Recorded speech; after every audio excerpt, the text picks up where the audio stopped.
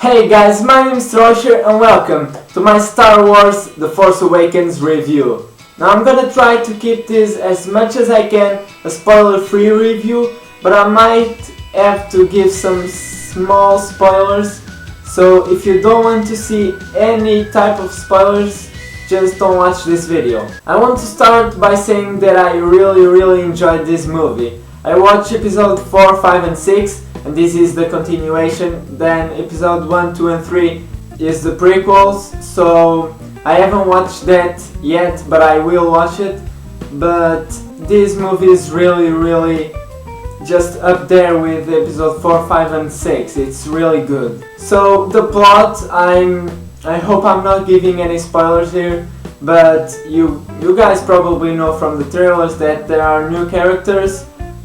Finn, which is a stormtrooper that doesn't like his job and basically gets the hell out of there. We have Kylo Ren, he's the new villain of the movie and he is really awesome in this movie. I really enjoyed his performance. And we have Rey, which is kind of like what Luke Skywalker was for episode 4. So what happens in this movie is that, I hope I'm not spoiling anyone, you get to see this right at the beginning of the movie. So Luke Skywalker is gone missing and the whole movie surrounds trying to find him. Both the dark side and the resistance wants to find them, and yeah, everyone wants to find Luke Skywalker. Now we are introduced to BB-8, which is a new droid in this movie, and he basically is to this movie what R2-D2 and C-3PO were for episode 4. He has a part of the map that leads to Luke Skywalker and is with the good side, and he is trying to connect with R2-D2 so they can join the map and find Luke. Now I'm not gonna spoil any more of the plot, that's basically it. Everyone wants to find Luke and that's what the movie goes by. Now you might consider this a spoiler right now, I hope you don't, because a lot of people were wondering this, but I'm sorry if I'm spoiling you. Luke Skywalker does appear in this movie and this is one of the good points that I want to talk about. Luke appears at the end, so this means that either the dark side or the resistance gets the full map and gets to find him. So I want to start by talking about the bad points of this movie. Now I don't really consider this to be bad things, but the only reason I'm talking about them is because like big Star Wars fans might consider this to be bad things about this movie, so I'm gonna talk about them, but they are not bad things to me, but they might be to some big Star Wars fans. Now one of the things is the big plot twist of this movie. It's a big spoiler that I'm not gonna talk about, but I do consider this to be a bad point for big Star Wars fans. They are not gonna like this, and I didn't like this, so yes, that's a bad thing that happens, but I'm not gonna spoil you. Now some Star Wars fans might not like that this movie is really about the new characters, Rey, Finn and BB-8 and the villain Kylo Ren. This movie really is based around them, and I think this is a good thing because, you know, it's a new trilogy. The old characters are old and they have told their story. They are still appearing here, as you see in the trailers. Chewbacca and Han Solo are in this movie, and as I told you, Luke also appears and he sets up episode 8, where I'm sure he's gonna be in. But you really get to know Rey, Finn and Kylo Ren, and this is really good because it constructs their characters. But some Star Wars fans might not enjoy that the movie is really based a bit around them. Something that Star Wars fans might not enjoy too is that R2-D2 and C-3PO don't have like a big role in this movie. They appear just like 1/3 of the movie, something like that. So they don't have a big role in this movie, but they do have their moments, those awesome lines that they have, those funny moments. It's all there, but they don't appear as much as they did in the other movies, and you get to see why. So that's basically all the bad things that I can think of for this movie. And they are all things that I don't consider to be bad, except for C-3PO and R2-D2 not being that much on this movie. But apart from that, I think there's not bad points in this movie. I really enjoyed it. So yeah, let's go to the good parts of this movie, and I'm gonna have a lot to talk about now. So one of the good points of this movie is BB-8, the new droid. You get to see him be like R2-D2 and C-3PO were in the last trilogy. So he basically plays their role, and that compensates R2-D2 and C-3PO don't appear this much in this movie. But they do have a moment together that's really funny, and I really enjoyed it. This character BB-8, he doesn't appear that much, you don't get to see him every time, even though he's important to the movie.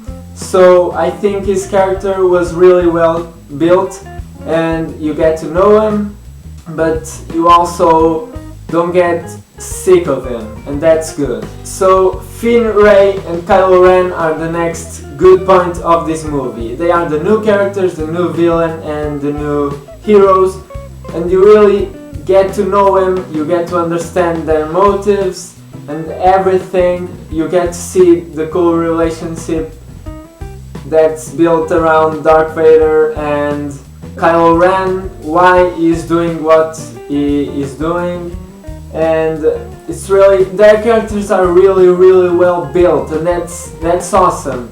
You really get a good villain for the next movies. People probably thought that with Darth Vader gone, there weren't gonna be any good villains in the future in any movie. Kylo Ren is an excellent villain for this new trilogy.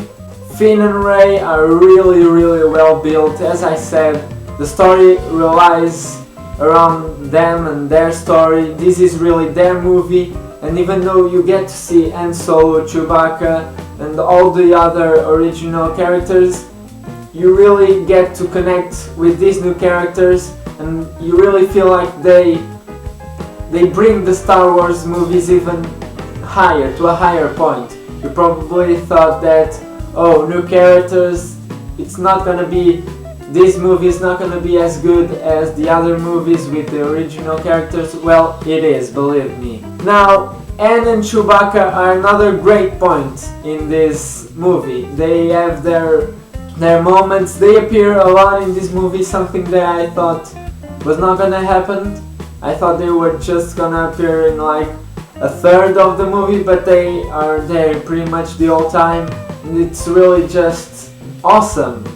Their performance is awesome as always, and if you are an original Star Wars fan, you're gonna love this. They really show you what Star Wars is made of, and their relationship is awesome, and their funny moments in this movie are awesome, and their whole performance and story around them is amazing. So they are a great point to this movie. The last thing I want to talk about in this movie is Luke Skywalker. As I said, he does appear in this movie for a really short time at the end of the movie, but he really sets up movie 8, and as soon as the movie was over, I was like, oh, I want to see the next one right away, right now, I am not leaving.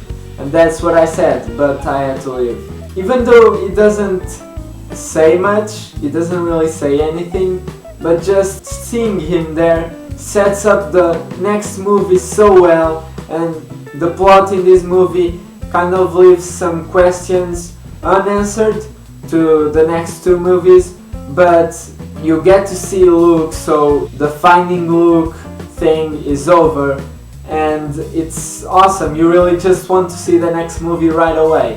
and that's great. Now I could talk about so many things that are great in this movie. CGI also works and it's amazing. Those real scenarios that they filmed in are amazing. Explosions, everything. Every classic Star Wars moment happens in this movie. So this, even though it's a movie from 2015, a year where technological movies are made and they are really different from the movies from the 1980s and whatever, the original Star Wars trilogy. But you really just take this movie, you look at him, you say episode 7, it's no different from episode 4, 5, 6.